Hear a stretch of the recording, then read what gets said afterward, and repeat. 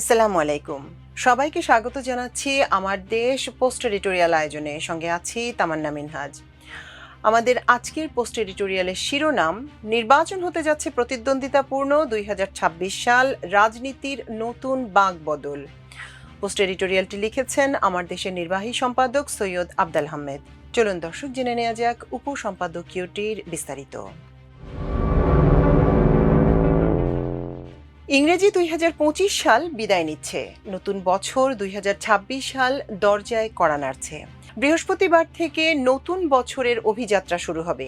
বছরটি কেমন যাবে এক কথায় বলা সম্ভব নয়, তবে এটা বলা যায় ২০২৬ সাল বাংলাদেশের জন্য একটি গুরুত্বপূর্ণ পরিবর্তনের বছর হতে যাচ্ছে।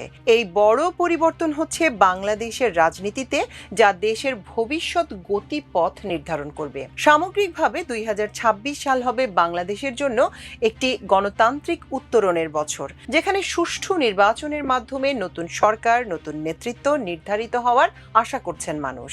বাংলাদেশের অর্থনীতি স্থিতিশীলতা এবং চ্যালেঞ্জ উভয় পরিস্থিতির মধ্যে দিয়ে যাবে বছরটি। এশীয় উন্নয়ন ব্যাংক এডিবি এবং মাস্টার কার্ড ইকোনমিক্স ইনস্টিটিউটের মতে ২০২৬ সালে বাংলাদেশের অর্থনৈতিক প্রবৃদ্ধি ৫% হতে পারে। মূল্যস্ফীতি কিছুটা কমে ৮%-এ নেমে আসতে পারে। ২০২৬ সালে নভেম্বরে বাংলাদেশ স্বল্পোন্নত বা এলডিসি তালিকা থেকে বেরিয়ে আসার কথা রয়েছে, যা আন্তর্জাতিক বাণিজ্য নতুন চ্যালেঞ্জ ও সুযোগ তৈরি করবে।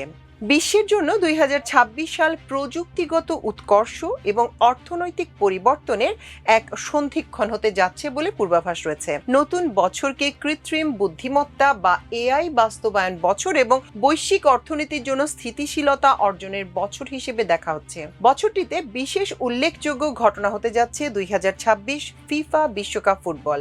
যুক্তরাষ্ট্র, মেক্সিকো ও কানাডায় যৌথভাবে আয়োজিত এই টুর্নামেন্ট বিশ্ব অর্থনীতিতে প্রায় $11 বিলিয়ন প্রভাব ফেলবে। এটি প্রযুক্তি এবং পর্যটন খাতের জন্য বড় সুযোগ হিসেবে বিবেচিত হচ্ছে। সামগ্রিকভাবে বিশ্বের জন্য ২০২৬ সাল হবে প্রযুক্তির মাধ্যমে কার্যক্ষমতা বৃদ্ধির এবং পরিবর্তিত বৈশ্বিক পরিস্থিতির সঙ্গে খাপ খাইয়ে নেয়ার একটি বছর। নতুন বছরে বাংলাদেশের গণতান্ত্রিক অভিযাত্রায় সবচেয়ে গুরুত্বপূর্ণ ঘটনা হতে যাচ্ছে ১২ই ফেব্রুয়ারি জাতীয় সংসদ নির্বাচন। সংসদ নির্বাচনের পাশাপাশি জুলাই চার্টার বা জুলাই সনদের ওপরও একটি গণভোট হবে একই দিনে। এই জুলাই সনদটি রাষ্ট্রীয় প্রতিষ্ঠান পুনর্গঠনের ভিত্তি হিসেবে কাজ করবে। গণভোটে হাঁ ভোট হচ্ছে জুলাই সনদের পক্ষে এবং না ভোট বিপক্ষে।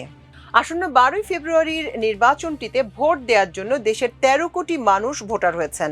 প্রায় ৪৪ লাখ নতুন ভোটারকে যুক্ত এবং মৃত ভোটারদের বাদ দিয়ে তালিকা হালনাগাদ করা হয়েছে। আসন্ন নির্বাচন কেন্দ্র করে রাজনৈতিক অস্থিরতা, সহিংসতা এবং প্রাতিষ্ঠানিক দুর্বলতা নিয়ে উদ্বেগ রয়েছে। তবে সরকার ১ লাখ সামরিক বাহিনীর সদস্য সহ পরিস্থিতি নিয়ন্ত্রণে ৮ লাখ আইন শৃঙ্খলা রক্ষাকারী বাহিনী মোতায়েনের পরিকল্পনা নিয়েছে। ভোটাররা একটা ভয় ভীতিহীন পরিবেশে ভোট দেওয়ার এবং দীর্ঘস্থায়ী শান্তি ও জবাবদিহিতা নিশ্চিত করার প্রত্যাশা করছেন। ফ্যাসিবাদী শাসনের জন্য ক্ষমতাচ্যুত আওয়ামী লীগের কার্যক্রম নিষিদ্ধ থাকায় দলটি ১২ই ফেব্রুয়ারি নির্বাচনে অংশ নিতে পারছে না। এই নির্বাচনে বড় দল বিএনপির নেতৃত্বাধীন জোট এবং একসময় বিএনপি জোটের শরিক জামায়াতে ইসলামীর নেতৃত্বাধীন জোট পরস্পরের প্রতিদ্বন্দ্বী হিসেবে আবির্ভূত হচ্ছে। জুলাই আন্দোলনের নেতাদের মাধ্যমে গঠিত জাতীয় নাগরিক পার্টির বড় অংশ জামায়াতে ইসলামীর জোটে যোগ দেওয়ার সিদ্ধান্ত নিয়েছে। প্রথমে জামায়াতে ইসলামী ৮ দলীয় জোট ছিল, এখন সেটা ১০ দলীয় জোটে রূপ লাভ করেছে। এনসিপির জন্য জামায়াত ৩০টি আসন ছেড়েছে।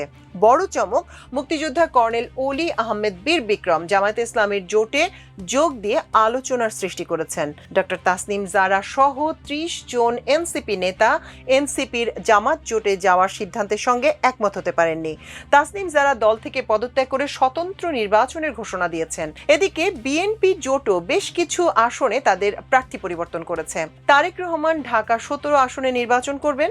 এজন্য শরীক আন্দালিব রহমান পার্থ ভোলার আসন থেকে নির্বাচন করবেন। আসন্ন ১২ই ফেব্রুয়ারি নির্বাচন অনুষ্ঠানের মাধ্যমে শেখ হাসিনার ১.৫ দশকের স্বৈরাচারী ও ফ্যাসিবাদী শাসনের অবসান ঘটিয়ে নির্বাচিত সরকারের মাধ্যমে একটি প্রকৃত গণতান্ত্রিক শাসনের সূচনা হবে বলে আশা করা হচ্ছে। নির্বাচনে কারা জিতবে কিংবা সরকার গঠন করবে তা ১২ই ফেব্রুয়ারি নির্বাচনই নির্ধারণ করবে।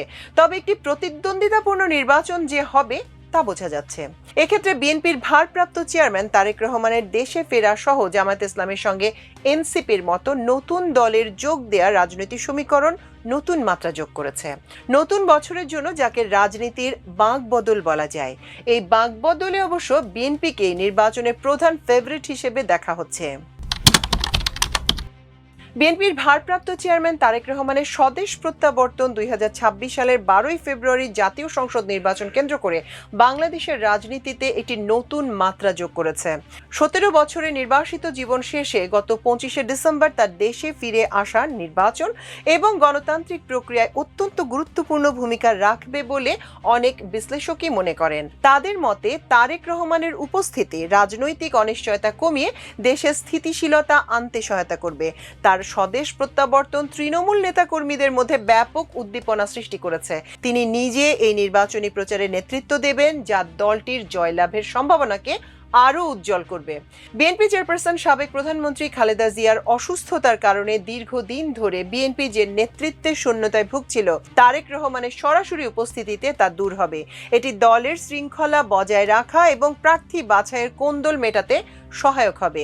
একটি অবাধ ও সুষ্ঠু নির্বাচনের জন্য বড় দলের সক্রিয় অংশগ্রহণ জরুরি। এক্ষেত্রে প্রধান দলের শীর্ষ নেতার উপস্থিতি নির্বাচনের গ্রহণযোগ্যতা ও গণতান্ত্রিক বৈধতাকে বিশ্ব দরবারে সুসংহত করবে। 2026 সালের 12 ফেব্রুয়ারি নির্বাচনে বিপুল সংখ্যক তরুণ ভোটার প্রথমবারের মতো ভোট দেবেন। তারেক রহমান তার আই হ্যাভ আ প্ল্যান বক্তৃতায় ইতোমধ্যেই তরুণ প্রজন্মকে আকৃষ্ট করেছেন। নতুন প্রজন্মের আকাঙ্ক্ষা পূরণে ডিজিটাল ও সমৃদ্ধ বাংলাদেশের যে রূপরেখা তিনি দিয়েছেন, তা তরুণ ভোটারদের সিদ্ধান্ত গ্রহণে বড় ভূমিকা রাখতে পারে। তারেক রহমান উদার ও অন্তর্ভুক্তিমূলক রাজনীতির বার্তা দিয়েছেন, যেখানে তিনি প্রতিহিংসার রাজনীতি পরিহার করে সব ধর্ম ও বর্ণের মানুষের জন্য একটি বৈষম্যহীন সমাজ গড়ার স্বপ্ন দেখানো হয়েছে। তার এই বক্তব্য দেশে একটি সুস্থ রাজনৈতিক সংস্কৃতিরই ইঙ্গিত দেয়। সর্বোপরি তারেক রহমানের স্বদেশ প্রত্যাবর্তন শুধু একটি দলের জন্য নয়, বরং বাংলাদেশের সামগ্রিক গণতান্ত্রিক অভিযাত্রার জন্য একটি টার্নিং পয়েন্ট হিসেবে বিবেচিত হচ্ছে। আগেই বলেছি, নতুন বছর 2026 সাল একটি নতুন গণতান্ত্রিক ও স্থিতিশীল ভবিষ্যতের সম্ভাবনা নিয়ে আসছে। বিদায়ী বছর 2025 সালটি ছিল ঘটনাবহুল এবং ক্রান্তিকালীন বছর। 36 জুলাই ছাত্র গণ অভ্যুত্থানে ক্ষমতাচ্যুত শেখ হাসিনা ভারতে পালিয়ে যান। তার ফ্যাসিবাদী শাসনের অবসান ঘটে। এরপর থেকে নোবেলজয়ী ডক্টর মোহাম্মদ ইউনূসের নেতৃত্বাধীন অন্তর্বর্তী সরকার দেশ পরিচালনার দায়িত্ব নেয়। ডক্টর ইউনূসের সরকার বিচার বিভাগ, নির্বাচন ব্যবস্থা, প্রশাসন, পুলিশ, দুর্নীতি দমন, গণমাধ্যমের সংস্কার সহ বিভিন্ন রাষ্ট্রীয় প্রতিষ্ঠানের সংস্কারের লক্ষ্যে 11টি সংস্কার কমিশন গঠন করে। বছরটিতে ছাত্র আন্দোলন থেকে উদ্ভূত জাতীয় নাগরিক পার্টি নামে নতুন একটি রাজনৈতিক শক্তি আত্মপ্রকাশ করে।